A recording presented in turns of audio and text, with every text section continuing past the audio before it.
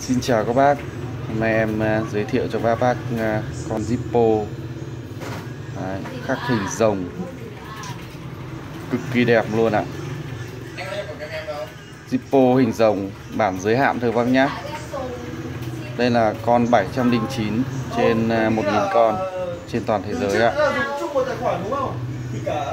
Bản này là bản limited cho nên là rất là hiếm, cực kỳ đẹp ạ.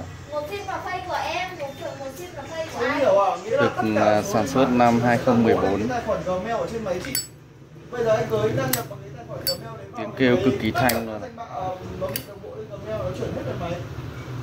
Đây, bên trong còn rất mới và đẹp. Em thấy tận hơn 1000 số cơ mà.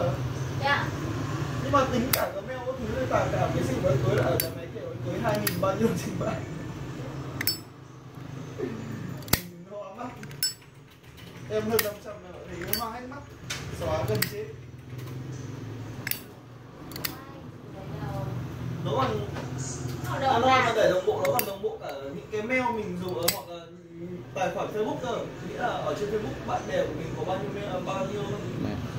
Bác nào thích con Zippo này thì comment ngay số điện thoại bên dưới nhé.